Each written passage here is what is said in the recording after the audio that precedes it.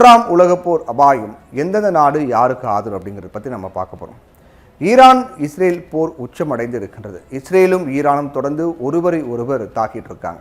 இந்த போரில் அமெரிக்கா தலையிட்டு வருவதால் இது உலகப் போராக வெடிக்கும் அபாயம் ஏற்பட்டிருக்கிறது. ஈரான் அணு ஆயுதங்கள் தயாரிப்பதை கட்டுப்படுத்தும் ஒப்பந்தத்தை நிராகரித்ததாக கூறி டெஹ்ரானை விட்டு வெளியேறுமாறு அமெரிக்க ஜனாதிபதி டொனால்ட் ட்ரம்ப் வலியுறுத்தியிருக்கார். மத்திய கிழக்கு நிலைமை காரணமாக ட்ரம்ப் கனடாவில் நடந்த G7 மாநாட்டை விட்டு முன்னதாகவே புறப்பட்டிருப்பதாக வெள்ளை மாளிகை தெரிவித்திருந்தாங்க. ஏற்கனவே ட்ரம்ப் செய்த இந்த செயல் இந்த போரை பெரிதாக்கும் சூழலை ஏற்படுத்தி இருக்கின்றது. இந்த விவகாரத்தில் அமெரிக்கா ஈரான் மீது குண்டு போடும் பட்சத்தில் அது நேட்டோவின் போராக மாறுவதற்கான வாய்ப்பும் இருப்பதாக சொல்லப்படுது. ஏன்னா அமெரிக்கா குண்டு போட்டால் அதற்கு ஈரான் பதிலடி கொடுக்கும். இதனால் நிலைமை மோசமாகி நேட்டோ போரில் தலையிடும். இதற்கு பதிலடி ரஷ்யா கண்டிப்பாக போரில் குதிக்கும். ஈரான் ரஷ்யாவிற்கு துணையாக பல இஸ்லாமிய நாடுகள் களமிறங்கும். ஏன் சீனா கூட களமிறங்க வாய்ப்புகள் இருக்கிறதா சொல்லப்படுது. ட்ரம்ப் செய்து வரக்கூடிய இந்த தவறு மூன்றாம் உலகப் போருக்கு வித்திடும் அபாயம் ஏற்பட்டிருக்கிறது.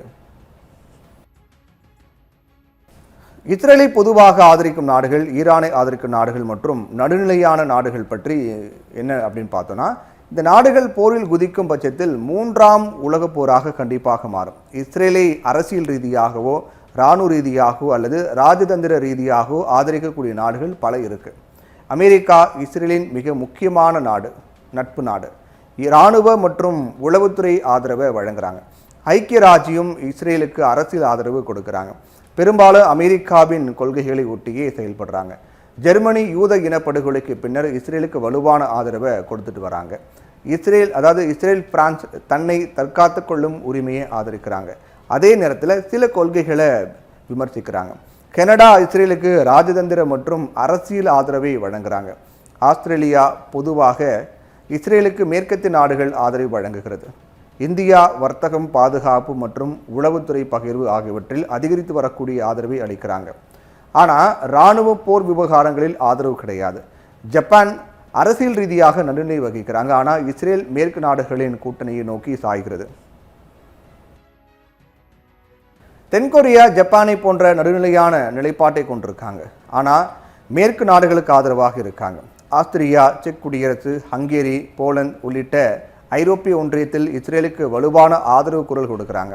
அர்ஜென்டினா அண்டு பிரேசில், அதாவது இஸ்ரேலுடைய மிக முக்கியமான ஒரு அவங்களுடைய நிலைப்பாடு என்னங்கிற கேட்குற மாதிரி இஸ்ரேலின் பாதுகாப்பிற்கு ஆதரவு தெரிவித்திருக்காங்க. ஈரானை அரசியல் ரீதியாகவோ இராணுவ ரீதியாகவோ அல்லது சித்தாந்த ரீதியாகவோ ஆதரிக்கும் நாடுகள் சில இருக்கு. ரஷ்யா ஈரானின் மூலோபாய நட்பு நாடு. குறிப்பாக இராணுவ ரீதியாகவும் சிரியாவிலும் ஆதரவு அளிக்கிறாங்க. சீனா ஈரானின் வலுவான பொருளாதார பங்குதாரர். உலகளாவிய மன்றங்களில் ஈரானுக்கு ஆதரவு அளிக்கிறாங்க. சிரியா ஈரானின் நெருங்கிய இராணுவ புரட்சி நாடு, இராணுவ நட்பு நாடு.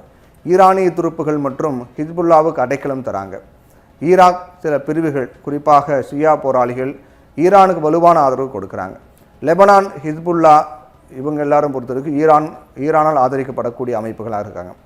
ஏமன் ஈரானால் ஆதரிக்கப்பட்டது. இஸ்ரேல் மற்றும் சவுதி நலன்களுக்கு விரோதமாக செயல்படுறாங்க. வடகொரியா பொறுத்த வரைக்கும் ஏவுகணை தொழில்நுட்பத்தை பகிர்ந்திருக்காங்க. அமெரிக்கா எதிர்ப்பு நட்பு நாடுகளுக்கு ஆதரவு அளிக்கிறாங்க. வெனிசுலா பொறுத்த வரைக்கும் அமெரிக்க எதிர்ப்பு ஈரான் ஆதரவு நிலைப்பாட்டை கொண்டிருக்காங்க. இந்தியா வர்த்தகம், பாதுகாப்பு மற்றும் உளவுத்துறை பகிர்வு ஆகியவற்றில் அதிகரித்து வரக்கூடிய ஆதரவை அளிக்கிறாங்க. ஆனால் இராணுவ போர் விவகாரங்களில் ஆதரவு கிடையாது. பதற்றத்தை தணிக்க அழைப்பு விடுக்கிறாங்க அல்லது எந்த ஒரு தெளிவான பங்கையும் எடுக்காத ஒரு நிலை நாடுகள் இருக்காங்க. துருக்கி இஸ்ரேலை பகிரங்கமாக விமர்சிக்கிறாங்க. ஆனால் வர்த்தக உறவுகளை பேணுறாங்க. ஈரானுடனான உறவுகளும் சிக்கலானவையாக இருக்கு. கத்தார் பொறுத்த வரைக்கும் பாலஸ்தீனிய நாடு உருவாக ஆதரவு அளிக்கிறாங்க. ஆனால் ரெண்டு தரப்பினருக்கும் இடையே மத்தியஸ்தம் செய்கிறாங்க. இஸ்ரேலை நேரடியாக எதிர்க்கல. சவுதி அரேபியா ஈரானை எதிர்த்து இந்த நாடு தற்போது நட்பு நாடாக இருக்காங்க. ஆனால் இஸ்ரேலுடன் வெளிப்படையான உறவுகளை மேற்கொள்ளலை. UAE பொறுத்த வரைக்கும் பக்ரைன், மொராக்கோ இஸ்ரேலுடன் நல்ல உறவை இயல்பாக்கி இருக்காங்க. அதே சமயம் பிராந்திய அமைதிக்கும் அழைப்பு எடுக்கிறாங்க. எகிப்து, ஜோர்டான் இஸ்ரேலுடன் அமைதி உடன்படிக்கை கொண்டிருக்காங்க. அதே சமயம் பாலஸ்தீனிய உரிமைகளுக்கு ஆதரவு அளிக்கிறாங்க. பாகிஸ்தான் இஸ்ரேலுடன் எந்த உறவும் கிடையாது.